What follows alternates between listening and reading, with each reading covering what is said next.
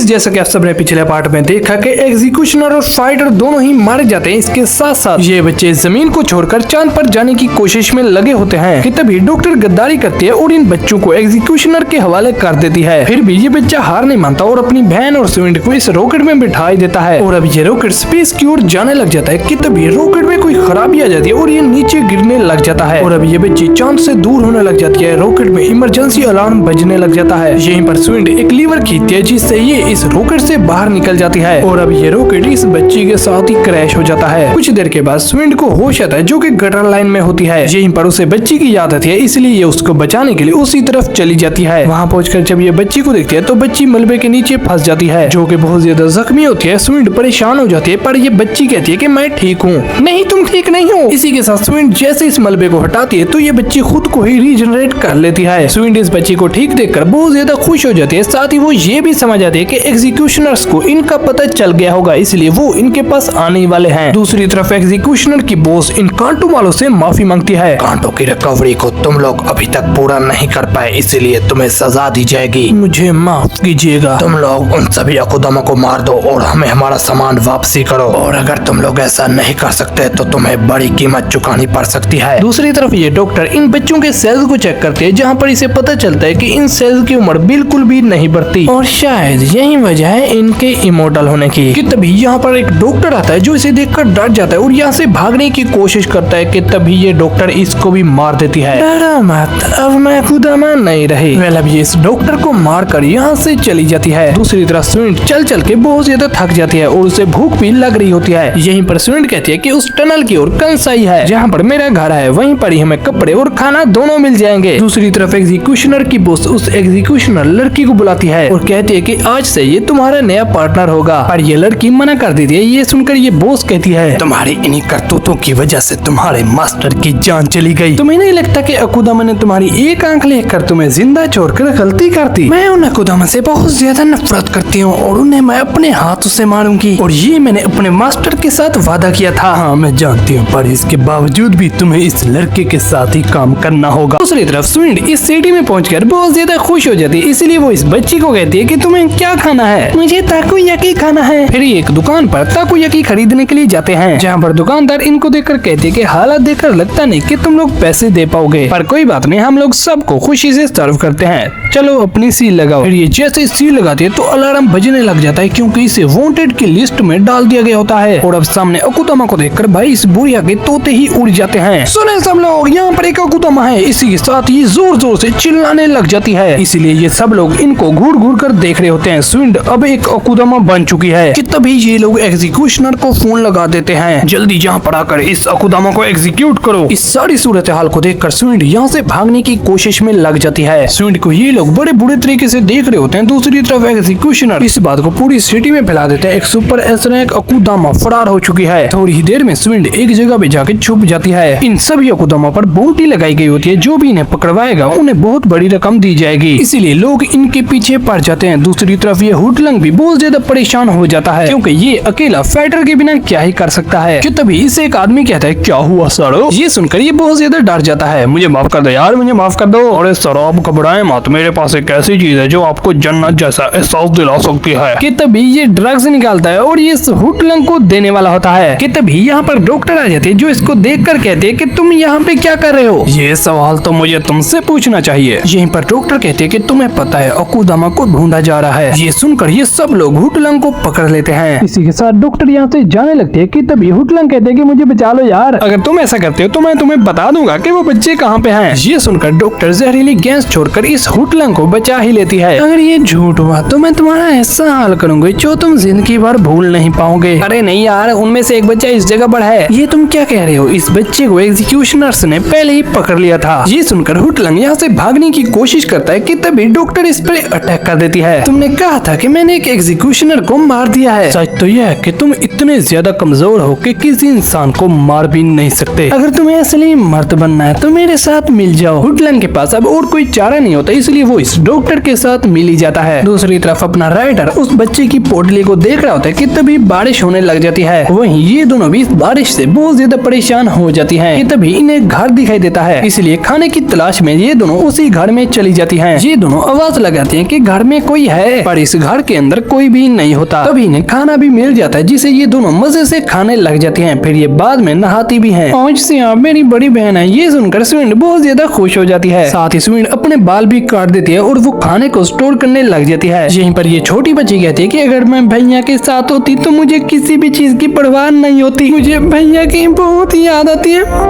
बड़ी बहन। यहीं पर स्विंड कहती है कि रो मत, हम तुम्हारे भाई को ढूंढ ही लेंगे। कि तभी इन्हें कुछ लोगों की आवाज सुनाई देती है जो अंदर आ जाते हैं। स्विंड और ये बच्चे यहाँ से भागने की कोशिश कर रहे होते हैं कि तभी इन्हें एक आदमी देख लेता है। आखिर तुम लोग हमारे किचन में क्या कर रहे हो? हम बारिश की वजह से यहाँ पर आ गए। दोस्तों, इस छोटी बच्ची को तो देखो, आज तो मेरा दिन बन गया। इसे कुछ मत करना। यहीं पर ये गैंगस्टर कहते हैं कि बच्ची 9 साल की है, इसलिए इसको बेचकर अच्छा मुनाफा आएगा और अगर बड़ी वाली बिक नहीं पाई तो इसे जान से मार देंगे। यहीं पर ये बंदा स्विंड को पकड़कर जमीन पर दे मारता है और वो कहता है कि तुम्हारे बाल अगर बड़े होते तो तुम भी काफी खूबसूरत लगती। क्या तुम वर्जिन भी हो? यार ये वर्जिन का क्या मतलब होता है? जल्दी इस बच्चे को ड्रग्स देकर पैक कर दो। और अब ये बंदा इस बच्ची को पैक करने ही वाला होता है कि तभी स्विंड इस पर अटैक कर देते हैं, जिससे ये बंदा वहीं पर ही ढेर हो जाता है। गैंगस्टर इस पर बंदूक तान देता है। देखो मैं अभी भी वर्जिन हूँ, तुम जो चाहो मेरे साथ कर सकते हो, एटलीस्ट इस बच्ची को तो छोड़ दो। तुम वर्जिन हो? क्या तुम ये साबित कर सकती हो? हाँ मैं कर सकती हूँ, यकीन नहीं आ रहा तो तुम खुद देख लो। और अब ये गैंगस्टर इसे चेक करने के लिए नीचे बैठ जाता है कि तभी स्विंड एक नाइफ से इस पर अटैक करते हैं, जिससे ये यहीं पर ही ढेर हो जाता है। और अब स्विंड यहाँ से भागने की कोशिश करते हैं कि तभी ये बंदा फायरिंग करने लग जाता है। इतना सब कुछ करने के बाद तुम्हें क्या लगता है कि तुम यहाँ से भाग पाओगी? यहीं पर स्विंड जमीन पर पड़ी हुई एक गन उठाती है और सीधे इस पर फायर कर देती है। यहीं पर अब स्विंड बहुत ज्यादा डर रही होती है।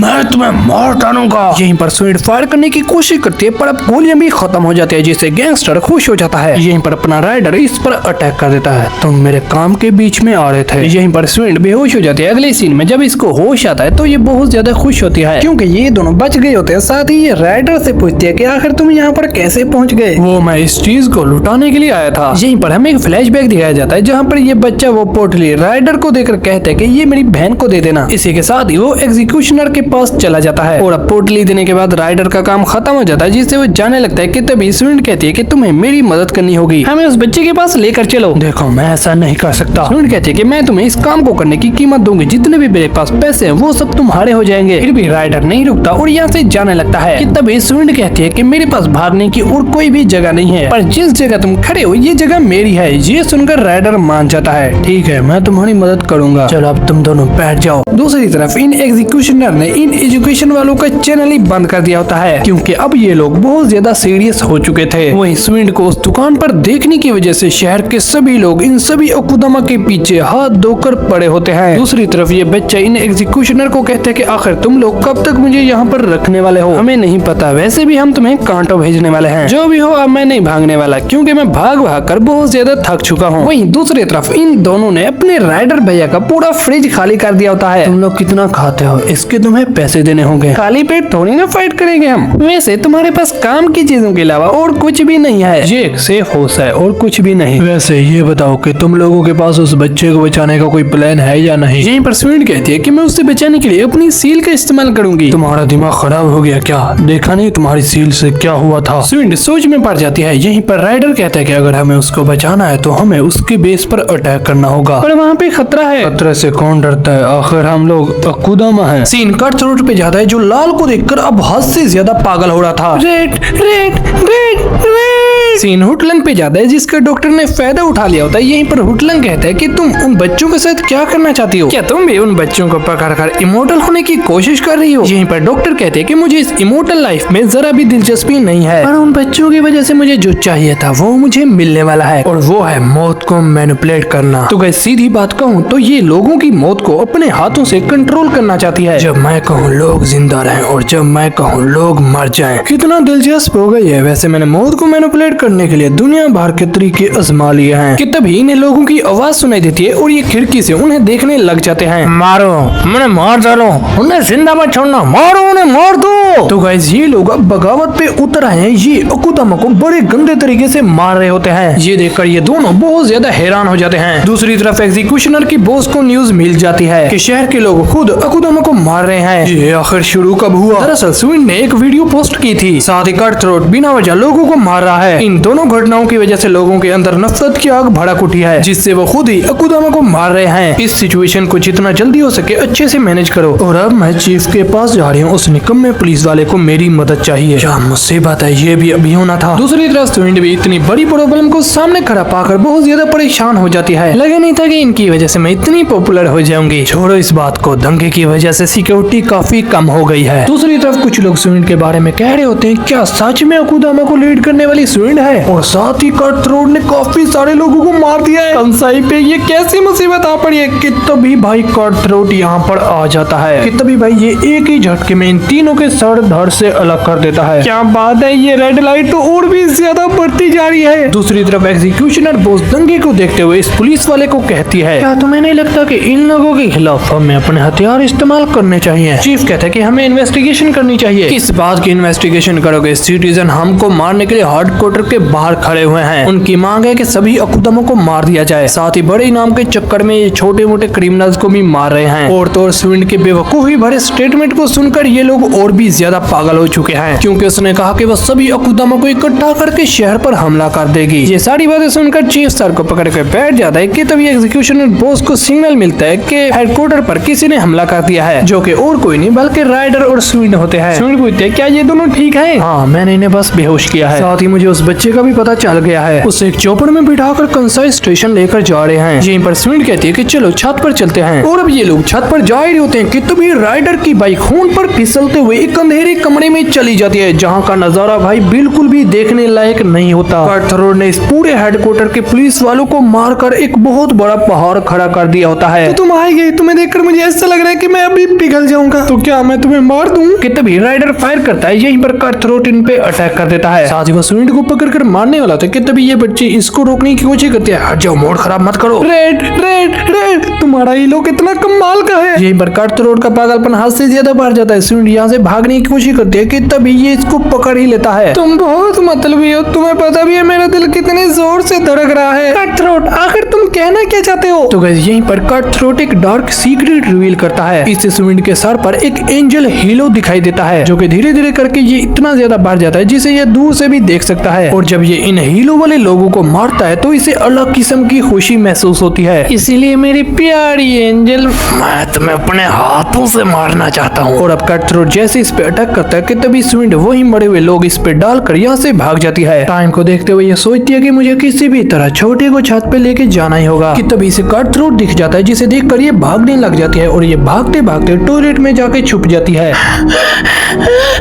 कि तभी कट थ्रोट दरवाजे को तोड़कर इसे पकड़ने लग जाता है, जिसे देखकर ये बहुत ज्यादा डर जाती है। यहीं पर स्विंड इस पे अटैक करती है और यहाँ से भागने की कोशिश करती है कि तभी ये नीचे गिर जाती है। वही राइडर उस बच्ची को उठाकर अपनी बाइक पे रखता है और वो कहता है कि मैं सिर्फ अपना काम करने वाला हूँ। दूसरी तरफ स्विंड एक खुफिया कमरे में पहुंच जाती है। रेड लाइट मैं आ रहा हूँ स्विंड, रेड रेड रेड रेड। पर इस बार ये दरवाजा इतना ज्यादा मजबूत होता है जिसे कट थ्रोट नहीं तोड़ पाता, इसलिए ये एक चाल चलता है। स्विंड, मुझे माफ करना यार, तुम्हारे लाल हीलो को देखकर मैं पागल हो गया था, इसलिए मुझे माफ कर दो। मैं तुमसे दोबारा से दोस्ती करना चाहता हूँ, इसलिए दरवाजा खोल दो। ये सुनकर ये बेवकूफ स्विंड दरवाजा खोल देती है। माफ करना, मैंने झूठ कहा था। कि तभी भाई स्विंड इस पर अटैक कर देती है। ये एग्जीक्यूशनर्स का सोड हाउस होता है। स्विंड, मैं तुम्हें मार डालूंगा। यहीं पर स्विंड इसका एक हाथ ही काट देती है, पर कट थ्रोट इसके गले को पकड़कर जोर से दबाने लग जाता है।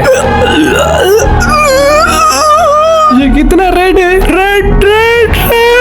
और स्विंड की बॉडी से इतने ज्यादा रेड को देखकर कट थ्रोट भाई पागल ही होने लग जाता है कि तभी इसके सीने में तलवार घुस जाती है, जो कि स्विंड ने मारी होती है। यहीं पर अपने कट थ्रोट का काम तमाम हो जाता है। और अब कमरे से बाहर निकलते स्विंड के सामने राइडर भी आ जाता है और अब ये बाइक पे सवार होकर एक फायर कर देते हैं। पर अब बहुत देर हो चुकी थी, ये लोग इस बच्चे को यहाँ से लेकर चले जाते हैं। यहीं पर राइडर अपनी बाइक को छत के ऊपर से ही नीचे खुदा देता है। दूसरी तरफ ये डॉक्टर इनकी लोकेशन को देख रही होती है। वो दोनों बच्चे उस कंसाई स्टेशन की ओर जा रहे हैं और अगर राइडर साथ है तो कुछ तो खास होगा ही। इसके शैतानी इरादों को देखकर हुडलंग तो परेशान हो जाता है। साथ ही इस डॉक्टर ने इस बस के सभी पैसेंजर को मार दिया होता है। भाई क्या है ये लोग इनको ऐसे मार देते हैं जैसे इंसान इनके लिए कुछ हो ही ना। सीन चौपड़ भी जाता है जहाँ पर ये एग्जीक्यूशनर लड़की अपनी मास्टर की मौत पर बहुत ज्यादा दुखी होती है। साथ ही ये बच्चा कहते हैं मैंने इनको मना किया था, फिर भी ये लोग आ गए। तभी इनका ध्यान स्क्रीन पर जाता है, जिसे देखकर ये बहुत ज्यादा हैरान हो जाते हैं, क्योंकि अब इन सिटीजन ने अपनी हद पार कर ली होती है। साथ ही ने ये भी पता चल जाता है कि हेडक्वार्टर पर कट थ्रू ने सभी पुलिस वालों को मार दिया है, इसीलिए लड़की समझ जाती है कि ये सब स्विंडलर ने किया होगा। तुम लोग गलत हो, स्विंड ऐसे ही किसी को नहीं मार सकती। मुझे तो लगता है कि अकुदामा वो नहीं बल्कि तुम हो। हमें नाज है खुद पर, हम जुर्म और अकुदामा दोनों को ही खत्म करने वाले हैं, इसलिए मैं उन्हें एग्जीक्यूट करके रहूंगी। ये हुई ना बात। वहीं पुलिस हेडक्वार्टर पर सिटीजन इन पे ही चिल्ला रहे होते हैं। इनकी सिर्फ एक ही मांग होती है कि उन सभी अकुदामा को मार दो। यहीं पर ये लोग हेडक्वार्टर पर ही अटैक कर देते हैं और अब ये सीन देखकर चीफ घबरा जाता है। इन लोगों ने तो हमारे हेडक्वार्टर पर ही हमला कर दिया। और अब इन सारी सूरत हाल को देखते हुए बॉस भी समझ जाती है कि इसके बारे में कांटो को पता चल गया होगा। काश कि हमने कांटो की ऑफरिंग चुराने वाले अकुदामा को पहले ही मार दिया होता तो हमें ये सीन नहीं देखना पड़ता। दूसरी तरफ अब चोपर भी दूर निकल गया होता है, पर राइडर को पता होता है कि ये कहाँ पे जा रहा है। मैं भैया के पास जाके रहूंगी। पर तभी राइडर बाइक को रोक लेता है। इनके सामने लोग खड़े होते हैं। लोग कहते हैं कि भाई अपनी शनाख्त दो। आखिर तुम लोग कौन हो? जब तक तुम अपनी सील हमें नहीं दोगे हम तुम्हें अंदर नहीं जाने देंगे। तभी भाई ये रोबोट अलर्ट हो जाते हैं। इन्हें पता चल जाता है कि सुपर एस रैंक अकुदामा सामने ही खड़े हुए हैं। Alert alert, super S rank Akudama सामने ही खड़े हुए हैं। मनुष्य अकुदामा,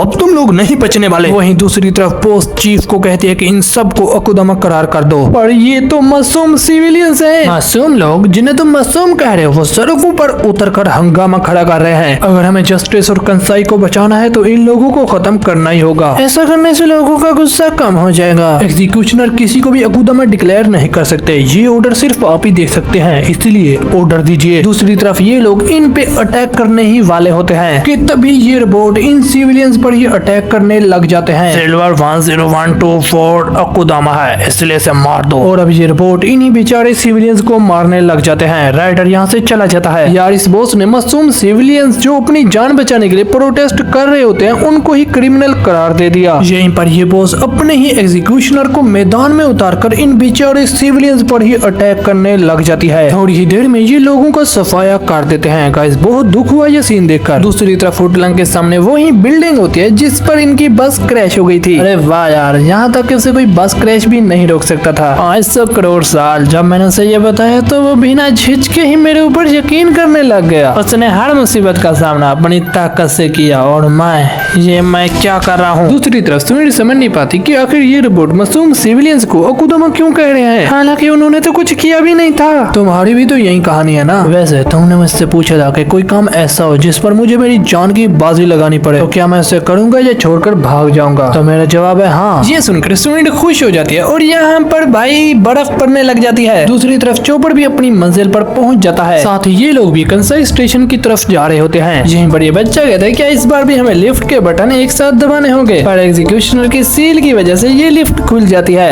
ओहो वीआईपी ट्रीटमेंट। और अब ये जा ही होते हैं कि तभी यहाँ पर फायर करते हुए अपना राइडर भैया आ जाता है, पर तभी लिफ्ट बंद हो जाती है। अकुदामा को देखकर ये बंदा तो भाई इतना डर जाता है कि अपनी सोर्ड भी बाहर नहीं निकाल पाता। घबराओ मत, मैं उन्हें एग्जीक्यूट कर दूंगी। और अब ये लोग स्टेशन पर खड़े होते हैं कि तभी शिनकानसेन भी आने लग जाती है। लोग इसे बड़े गौर से देख रहे होते हैं। भाई तुम्हें पता है कि ये लोग इसकी पूजा भी करते हैं। यहीं पर एग्जीक्यूशनर कहती है कि चलो उस लिफ्ट में बैठ जाओ। घूम फिर कर वहीं पर ही आ गया। साजी कहूँ तो तुम लोगों के साथ मुझे बहुत मजा आया। हेलीकॉप्टर राइड करने का भी मौका मिल गया। बकवास बंद करो। यहीं पर राइडर आ जाता है। हमें बच्चा वापस दे दो। माफ करना पर अभी वो लंबे सफर पर जा रहा है। यहीं पर ये इस तिजोरी को शिनकानसेन की ओर भेज देती है। एग्जीक्यूशनर कहती है कि अब वक्त आ गया तुम सबको एग्जीक्यूट करने का। तभी ये डॉक्टर दोपहर से गद्दारी करके इस छोटी बच्ची पर अटैक कर देती है। मुझे थैंक्स कहो कि मैं यहाँ पर आ गई हूँ। हुडलंग को देखकर ये एग्जीक्यूशनर बहुत ज्यादा गुस्सा होती है क्योंकि इसी ने ही तो इसकी आंख फोड़ दी थी। मुझे इन चीजों में जरा भी दिलचस्पी नहीं है। तुम्हारी जानकारी के लिए बता दो, मैं बस एक मामूली सी सिटीजन हूँ। ऐसा कहकर ये इस आदमी के सीने में एक नीडल घुसा देती है और वो कहती है कि अब तुम्हारी जान मेरे हाथों में है। अगर तुमने जरा भी हिलने की कोशिश की तो मैं इस नीडल को खींचकर तुम्हें मार दूंगी। डॉक्टर मैं तुम्हें मार दूंगी। अगर तुमने ऐसा किया तो तुम एक अकुदामा बन जाओगे। तुम्हें सिर्फ अकुदामा को ही मारने की इजाजत दी जाती है। सीनियर मुझे बचा लो यार। आखिर तुम चाहती क्या हो? यहीं पर ये डॉक्टर कहती है कि मुझे उस बच्चे की तिजोरी चाहिए। ये सुनकर ये लड़की मान जाती है। तिजोरी के नीचे आते ही ये बच्ची कहती है कि भैया हम तुम्हें बचा लेंगे। तभी हुटलंग स्वीड के गले पर नाइफ रख देता है। राइडर, अगर तुमने गोली चलाई तो हुटलंग उसको मार देगा। मैंने हुटलंग को सर्जिकल नाइफ चलाने की ट्रेनिंग दी हुई है, जिससे तुम्हारी गोली वहाँ पर पहुँचने से पहले ही हुटलंग उसको मार देगा। क्या सीन है, जैसा मैं चाहती थी वैसा ही हो रहा है। सबकी जान मेरी मुट्ठी में है। हे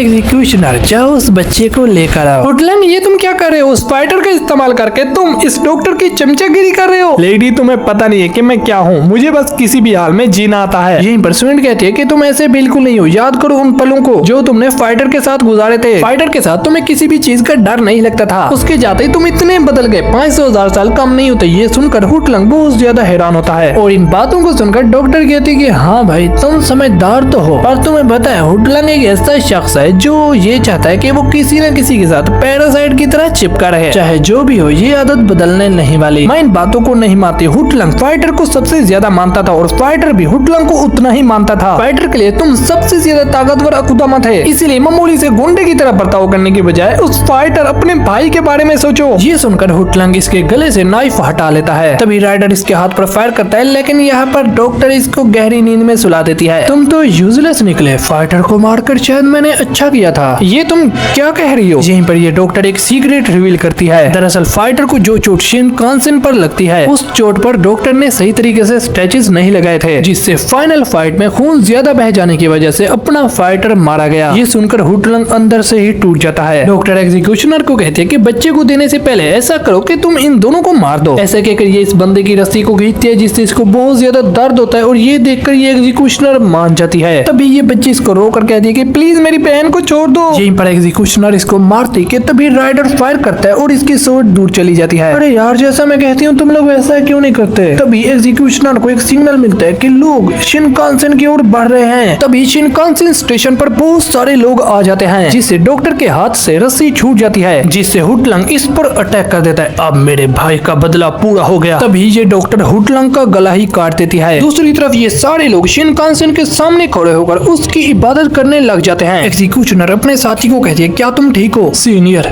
इस नीडल को बाहर निकालें, अगर ऐसा किया तुम मारे जाओगे। यहीं पर इसे अपने मास्टर की याद आती है कि हिम्मत मत हारना। यहीं पर शिनकानसेन अंदर आने वाले सभी दरवाजों को एक्टिवेट कर देती है, जिससे सबके सब लोग अंदर आने लग जाते हैं और ये डॉक्टर जो खुद को स्ट्रेचेस लगा रही होती है, इसको भी कुचल देते हैं, जिससे ये भी मारी जाती है। इसके साथ साथ राइडर, स्विंड और ये बच्चे भी इसी ट्रेन के अंदर चढ़ जाते हैं और अब ये ट्रेन यहाँ से चली जाती है। हुटलंग और ये डॉक्टर मारे जाते हैं। अगले सीन में हमें फ्यूचरिस्टिक कंसाई दिखाया जाता है। असल में ये पुरानी मेमोरीज होती हैं, जहाँ पर स्विंड मजे से सोती है, खाती है, पीती है, उठती है और यहाँ तक कि ये एक बिल्ली को भी बचा लेती है। फिर जब इसके रात के खाने का वक्त होता है तो ये खाना खरीदने के लिए जाती है, जहाँ पर इसकी मुलाकात अपने राइडर भैया से होती है। पर इस बार स्विंड के पास पैसे होते हैं, इसलिए ये दोनों अपना अपना खाना लेकर चले जाते हैं। वहीं दूसरी तरफ ये एग्जीक्यूशनर लड़का भी बच जाता है। वो कहता है कि सीनियर, मुझे ये बताएं, अकुदामा और वो लोग जो शिनकानसेन पर चढ़े थे उनका क्या हुआ? फिर ये लड़की बताती है कि वो सब कांटो चले गए हैं। साथ ये पूछता है कि शहर में इतने सारे लोग दंगा क्यों कर रहे थे? फिर ये लड़की दोबारा से कहती है कि अकुदामा लिस्ट चेक करो। फिर जब ये अकुदामा लिस्ट चेक करता है तो बहुत सारे लोगों को अकुदामा डिक्लेयर करके उन्हें मार दिया गया होता है। इनके इस फैसले की वजह से कई बच्चे यतीम हो जाते हैं। फिर भी ये सारे एग्जीक्यूशनर खुश होते हैं कि उनको मारने की वजह से शहर में फिर से शांति आ गई। पर वो तो मासूम लोग थे, शहर में दंगा उन्होंने ही शुरू किया था। दूसरी तरफ एग्जीक्यूशनर बॉस कांटो वाले से मिलते हैं, जहाँ पर कांटो वाले इसको कहते हैं कि शहर को संभालने के लिए तुमने अच्छा काम किया है, तुम्हें इसका इनाम दिया जाएगा। और ये बात सुनकर ये बॉस बहुत ज्यादा खुश हो जाती है।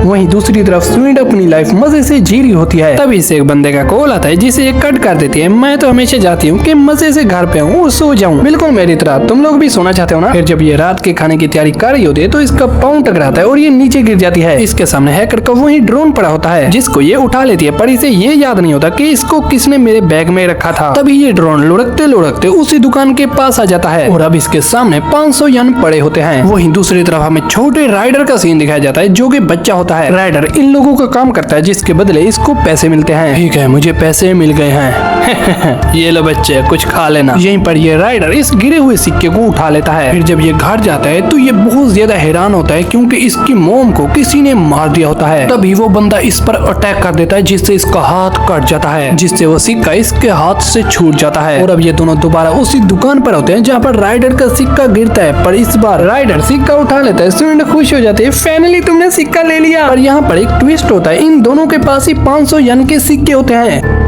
फिर जब स्विंड राइडर को देखती है तो ये शॉक्ड हो जाती है, क्योंकि इसके सामने राइडर डरा सहमा एआई वर्जन में खड़ा होता है। तभी यहाँ पर सब कुछ चेंज होने लग जाता है, स्विंड भी चेंज हो जाती है। इसके सामने राइडर खड़ा होता है। तो गाइस, अगर तुम्हें कुछ समझ नहीं आया तो मैं तुम्हें समझा देता हूँ। असल में इसी को ही कहते हैं डिकंटेमिनेशन जोन। तभी स्विंड के बैग से हैकर का वही ड्रोन बाहर निकलता है और उसके अंदर से हैकर की आवाज सुनकर राइडर इस पर गन तान देता है। हे, मैंने ही तो तुम्हारी जान बचाई है। और ये आवाज सुनकर स्विंड खुश हो जाती है। हैकर कहता है कि देखो, तुम लोग डिकंटेमिनेशन जोन में फंस गए थे। जो भी कांटो आता है उनका ब्रेन वॉश कर दिया जाता है, यानी जैसा वो चाहते हैं उन्हें वैसे ही जिंदगी देकर उन्हें इस दुनिया से ही अरीज कर देना। पर हैकर कहता है कि शुक्र है कि मैं इतना ज्यादा स्मार्ट हूँ, मैं उनके डिकंटेमिनेशन जोन को पहले ही समझ गया, जिससे मेरा कंट्रोल उनके हाथों में नहीं जा सका। इसीलिए तुम दोनों भी उसी डिकंटेमिनेशन जोन में फंस जाते, पर मैंने तुम्हें बचा लिया। यहीं पर स्विंड को वो बच्चे और छोटी की याद आ जाती है, इसलिए ये उन दोनों को ढूंढने लग जाती है। कि तभी हैकर कहते हैं कि जरा इधर आओ, मैं तुम दोनों को कुछ दिखाना चाहता हूँ। फिर जब ये बाहर देखते हैं तो ये दोनों बहुत ज्यादा हैरान होते हैं, क्योंकि ये पूरी जगह तबाह हो गई होती है। और गाइस, यही है कांटो जिसके बारे में तुम इतने टाइम से सुन रहे थे। राइडर कहते हैं कि ये तो मुझे कांटो लग रहा है। देखो, ना तुम गलत हो ना ही सही। आओ मैं तुम्हें कांटो की सच्चाई बताता हूँ। राइडर और स्विंड एक पत्थर पे जाके खड़े हो जाते हैं, जहाँ पर इन्हें क्यूब दिखता है, जिसको देखकर ये दोनों शॉक्ड हो जाते हैं। तो गाइस, यहाँ पर हैकर बताता है, ये जो तुम लोग मलबा देख रहे हो, ये पहले कांटो हुआ करता था, पर वॉर की वजह से ये तबाह हो गया। और गाइस, वॉर के बाद कांटो की टेक्नोलॉजी इतनी ज्यादा एडवांस हो गई थी, इसलिए उन्होंने अपने माइंड को डेटा में कन्वर्ट कर दिया। पर इतने ज्यादा डेटा को स्टोर करना बहुत ज्यादा मुश्किल काम था, इसलिए कांटो वालों ने इस सुपर कंप्यूटर को बनाया है, जिसका नाम है क्वांटम सुपर कंप्यूटर, जिसने पूरे कांटो का डेटा स्टोर कर लिया है। ये सुनकर ये दोनों बहुत ज्यादा शॉक्ड होते हैं। साथ ही वो हैकर से पूछते हैं, कहीं तुम भी कांटो में फंस तो नहीं गए? यहाँ पर हैकर कहता है कि जीनियस होने की वजह से मैंने अपने दिमाग का डेटा कांटो से छुपा लिया था। यहीं पर हैकर इनके सामने अपना एआई वर्जन लाता है। देख रहे हो तुम लोग, मैं अभी तक खुद को भी नहीं भूल पाया। मतलब कि हकीकत में कांटो एक कंप्यूटर के अंदर बसा हुआ है। सही कहा तुमने, कौन सोच सकता था कि कांटो एक कंप्यूटर के शेप में होगा। बस बहुत हुआ, मैं मानती हूँ कि ये क्रेजी कांटो है, लेकिन हमें उन बच्चों को ढूंढना चाहिए। आखिर तुम ये क्या कह रही हो? वो तो पूरा टाइम ऊपर ही थे। यहीं पर गाइस, इन दोनों बच्चों का सीन दिखाया जाता है, जिनको टेक्नोलॉजी की हेल्प से बांध दिया गया होता है। इनके चारों तरफ भाई एक व्हील घूम रहा होता है, जिन्हें देख कर ये दोनों बहुत ज्यादा हैरान हो जाते हैं। भाई, आखिर ये कांटो वाले इनके साथ करना क्या चाहते हैं? हैकर, मुझे बताओ कि कांटो उनके साथ क्या करने वाला है? यहीं पर हैकर कहते हैं कि कांटो की टेक्नोलॉजी कितनी ही अमेजिंग क्यों ना हो, पर एक कमजोरी है, वो इस डेटा को कंट्रोल नहीं कर पा रहे। इसलिए वो अपना सारा डेटा इन बच्चों के माइंड में डालने वाले हैं, जो कि इमोर्टल हैं। इसके इस्तेमाल से कांटो परफेक्ट हो जाएगा। और अभी भी कांटो का सारा डेटा इनके माइंड में ट्रांसफर किया जा रहा है। जब ये सर्कल व्हाइट हो जाएगा तो कांटो का सारा डेटा इनके माइंड में चला जाएगा। पर स्विंड को ये सही नहीं लगता, इसलिए वो इनको बचाने के लिए आगे बढ़ती है। पर इन बच्चों के चारों ओर एक शील्ड होती है, जो स्विंड को आगे बढ़ने नहीं देती। साथ ही स्विंड अब जख्मी भी हो जाती है। हैकर कहता है कि ये एक वेव डिफेंस प्रोग्राम है, जिससे इन बच्चों को बचा पाना नामुमकिन है। ये दोनों बच्चे सिर्फ कांटो के लिए ही बनाए गए थे। तुम्हें पता भी है कि वो दोनों बच्चे एक दूसरे के साथ रहने के लिए कितनी मुश्किलों का सामना कर रहे हैं। जिस जगह से वो बिलोंग करते हैं, उसी जगह को वो छोड़कर जा रहे हैं। हैकर कहता है कि देखो, किसी भी जगह से ज्यादा वो इस जगह से बिलोंग करते हैं, इसलिए तुम कुछ ज्यादा ही सोच रही हो। वो दोनों बच्चे बस हमेशा साथ रहना चाहते हैं। उनकी जिंदगी का सिर्फ एक ही मकसद है कि वो हमेशा साथ रहे, इसीलिए मैं कांटो को ऐसा करने नहीं दूंगी। पर इस बार भी ये नाकाम हो जाती है। राइडर फायर करता है, पर फायर का भी इस पर कुछ असर नहीं होता। स्विंड दोबारा से इन बच्चों को बचाने की कोशिश करती है। फिर जब ये पीछे गिरने वाली होती है तो लोहे की रोड इसके अंदर घुसने वाली होती है, जिसे हैकर बचा लेता है। मैंने तुम्हें पहले भी कहा है कि उन बच्चों को वहाँ से निकालना नामुमकिन है, इसलिए अब मुझे ही कुछ करना होगा। यहीं पर हैकर कहते हैं कि वादे के मुताबिक मेरा ड्रोन लुटाने के लिए तुम्हारा शुक्रिया, इसलिए शुक्रिया अदा करना तो बनता है। यहीं पर हैकर अपनी हैकिंग टेक्निक का इस्तेमाल करके कांटो के अंदर चला जाता है। स्विंड कहती है कि हैकर, तुम क्या करने वाले हो? तुमने सुना नहीं था, वहाँ से बच्चों को बचा पाना नामुमकिन है, इसलिए अगर मैं कांटो जाकर कुछ करूँ तो शायद बात बन सकती है। हैकर, मुझे तुम पर पूरा भरोसा है। ये तो अच्छी बात है। और अब हैकर भी इन बच्चों को बचाने के लिए इस गेम के अंदर आ जाता है। यार, ये तो बहुत गहरा है। तभी इस पर फायरबॉल से अटैक होता है, जिससे इसका डेटा अरीज होने लग जाता है। ये फायरबॉल तो बहुत खतरनाक है, पर कोई ना, इसी में तो मजा आएगा। तभी हैकर को बच्चे दिख जाते हैं, इसलिए ये उसकी तरफ जाने लगता है। दूसरी तरफ स्विंड भी इन बच्चों को बचाने की कोशिश में लगी होती है। दूसरी तरफ हैकर भी बड़ी तेजी से आगे बढ़ा होता है कि तभी इस पर फायर बॉल से अटैक होता है जिससे इसका जिस्म टूट जाता है।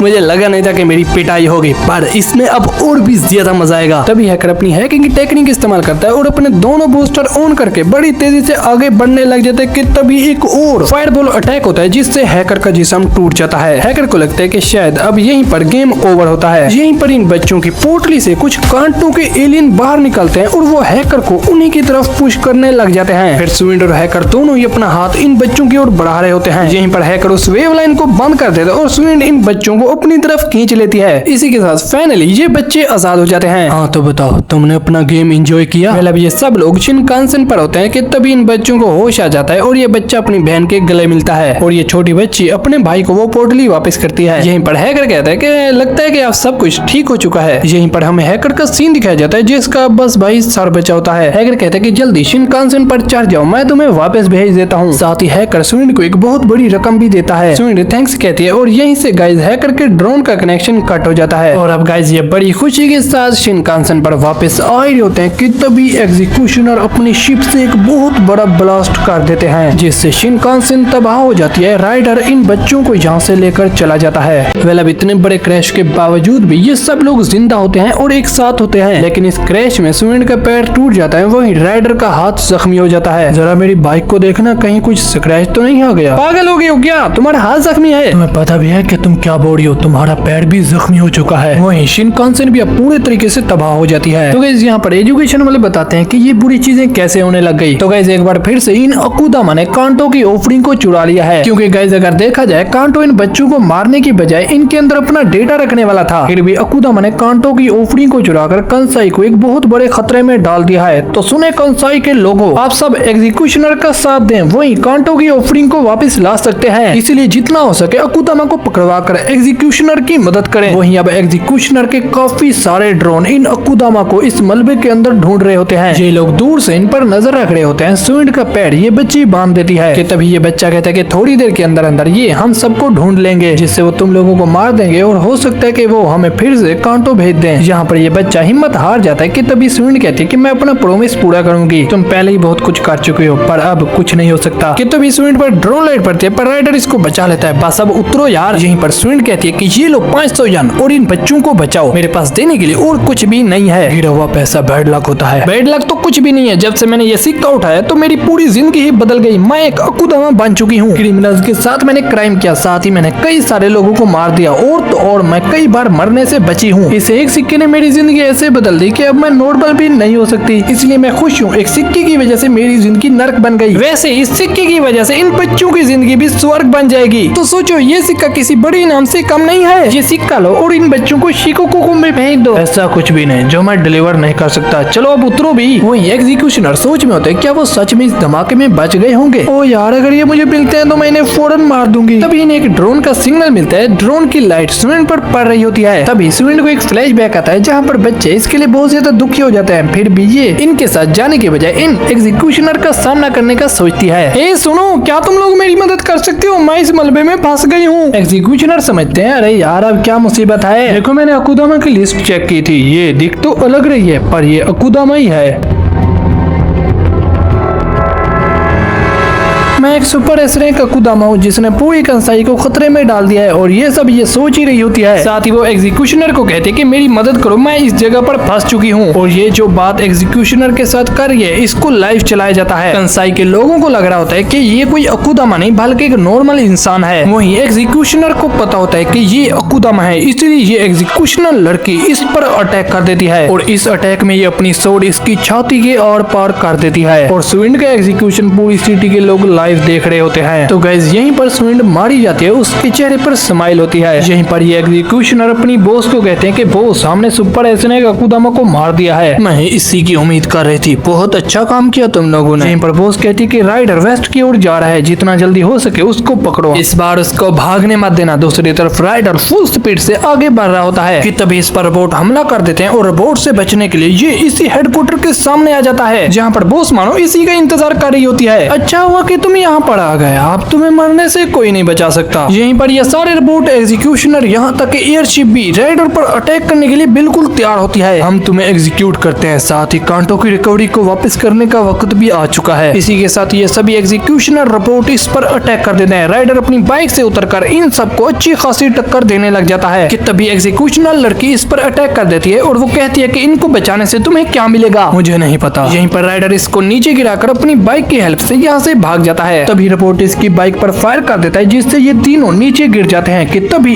एक लड़की इस पर अटैक कर देती है, पर ये अटैक सीधे इस बच्चे को लगता है। साथ ही राइडर भी काफी जख्मी हो जाता है कि तभी राइडर इसको शूट कर देता है। अकुदामा, हमने तुम लोगों को पकड़ने के लिए काफी सारी कुर्बानियां दी हैं, तो अब बताओ कहाँ भाग के जाओगे। इसी के साथ अब राइडर बुरे तरीके से फंस जाता है कि तभी एक छोटी बच्ची आ जाती है। बेटा तुम यहाँ पे क्या कर रही हो, ये जगह खतरे वाली है इसलिए यहाँ से जाओ। कि तभी भाई ये छोटी बच्ची इस पे शूट कर देती है। एग्जीक्यूशनर लड़की इस बच्ची को पकड़ लेती है। बच्ची कहती है कि तुम लोगों ने मेरे मॉम डैड को क्यों मारा, वो दुनिया के सबसे अच्छे इंसान थे। ये सुनकर एग्जीक्यूशनर शॉक्ड होती है। साथ ही वो कहती है कि कोई एम्बुलेंस को बुलाओ। कि तभी भाई इन पर अटैक हो जाता है। कंसाई के सारे लोग इनकी तरफ बढ़ने लग जाते हैं। ये सिटीजन फायर बोतल इन पर फेंकते हैं जिससे ये जलने लग जाते हैं। इन एग्जीक्यूशनर्स को कुछ भी समझ नहीं आता कि भाई ऐसा हुआ कैसे। बॉस बैकअप के लिए कॉल लगाती है कि तभी इसको पता चलता है कि सिटीजन बहुत ज्यादा गुस्सा हो चुके हैं एग्जीक्यूशनर से। तो गाइस हुआ कुछ ऐसे, जब ये लोग स्विंड को एग्जीक्यूट करते हैं तो ये चीजें लाइव चल रही होती है। तो वहाँ पर लोगों को पता चलता है कि एग्जीक्यूशनर बिना वजह ही लोगों को मार रहे हैं। उस लड़की ने कहा था कि वो एक नॉर्मल सिटीजन है, इसके बावजूद भी इन्होंने उसको मार दिया। एजुकेशन वाले कहते हैं कि ये लोग पावर का गलत इस्तेमाल कर रहे हैं, इसलिए हमें इस शहर को बचाना ही होगा। सीन स्विंड पे जाता है जिसने एक लाइव कैमरा लगाया होता है। वहीं दूसरी तरफ बॉस इन सबको रोकने की कोशिश कर रही होती है कि तभी यहाँ पर चीफ आ जाता है। चीफ, अभी और इसी वक्त इन सबको अकुदामा डिक्लेयर करो ताकि हम इन सबको मार दें। और इस बार चीफ खुद को ही उड़ा देता है। वही राइडर बच्चों को कहता है कि पकड़ के रखना। इसके बाद राइडर एक फायर अटैक करता है जिससे ये पूरा टावर नीचे गिरने लग जाता है और राइडर इसके अंदर से ही बाहर निकल जाता है जिससे ये टावर क्रैश हो जाता है। एंड ऑफ कोर्स तुम लोग अंदाजा लगा सकते हो कि इसमें कितने सारे लोग मारे गए होंगे। और अब राइडर इन बच्चों को लेकर आगे बढ़ने लग जाता है। थोड़ी देर के बाद ये रुक जाता है और वो कहता है कि इन पहाड़ों के आगे शिकाकू है। यहीं पर राइडर इन्हें 500 यन का वो सिक्का वापस कर देता है। यहीं पर ये बच्चा कहता है कि देखा जाए तो तुम सभी अकुदामा मतलबी हो। दूसरी तरफ एग्जीक्यूशनर की वॉरशिप भी इनकी तरफ आ रही होती है। राइडर दोबारा से वापस जाने लग जाता है। वहीं ये बच्चे आगे बढ़ते हैं। दूसरी तरफ कंसाई के अंदर सब कुछ तबाह हो जाता है और अब राइडर के सामने ये वॉरशिप होते हैं जिनका सामना इसको अकेले करना है। यहीं पर ये वॉरशिप एक साथ कई सारे रॉकेट राइडर पर फायर कर देते हैं जिससे एक बहुत बड़ा ब्लास्ट होता है और इस ब्लास्ट के अंदर से राइडर बाहर निकलकर अपना लेजर अटैक करता है जिससे एक वॉरशिप तबाह हो जाता है। लेकिन इस गन का ज्यादा इस्तेमाल करने की वजह से ये गन अब बहुत ज्यादा गर्म होने लग जाती है। यहीं पर ये वॉरशिप राइडर पर कई सारे रॉकेट छोड़ देती है जिसे राइडर डोज कर रहा होता है कि तभी राइडर सामने से आकर एक बार फिर से अटैक करता है और ये शिप भी तबाह कर देता है। पर अब इसके सामने एक और वॉरशिप होती है जिससे इन दोनों की लेजर एक दूसरे से टकरा जाती है। पर अब ज्यादा इस्तेमाल करने की वजह से राइडर की गन पिघल जाती है जिससे वॉरशिप का अटैक सीधे राइडर पर हो जाता है जिससे एक बहुत बड़ा ब्लास्ट होता है। ये बच्चे आगे बढ़ रहे होते हैं कि तभी राइडर जिंदा होता है। यहीं पर ये वॉरशिप पर फायर करता है पर गोलियों का इस पर क्या ही असर होगा, इसलिए वो अपनी बाइक से लेजर गन को बाहर निकालकर जैसे ही फायर करता है तो इसकी एनर्जी आउट ऑफ कंट्रोल होने लग जाती है और अब ये बच्चे नीचे गिर जाते हैं। ये वॉरशिप इनके ऊपर ही होती है कि तभी स्विंड का लगाया हुआ डिवाइस काम आता है और पूरे शहर की लाइट ही चली जाती है। साथ ही ये वॉरशिप भी बंद होने लग जाती है कि तभी राइडर अपने मेटल हैंड का इस्तेमाल करके सीधे इस वॉरशिप पर अटैक कर देता है जिससे गाइस फाइनली ये वॉरशिप तबाह हो जाती है। बच्चे फिर भी नहीं रुकते, वो आगे बढ़ रहे होते हैं। वहीं अपने राइडर भैया का हाथ भी तबाह हो जाता है पर पता नहीं राइडर जिंदा बचा या नहीं। यहीं पर सुबह भी हो जाती है। साथ ही ये बच्चे शिकागो चले जाते हैं। तो गाइस तुम लोग जरा सोचो कि इन बच्चों की वजह से कितने सारे लोग मारे गए। आई नो कि तुम्हें ये एनिमे कैसा लगा होगा और अगर तुम्हें समझ नहीं आया तो तुम इसको दोबारा देखो और हाँ चैनल को सब्सक्राइब करके बेल वाले आइकन को दबा देना और अगर तुम्हारा कोई सवाल है तो कमेंट करके पूछ सकते हो।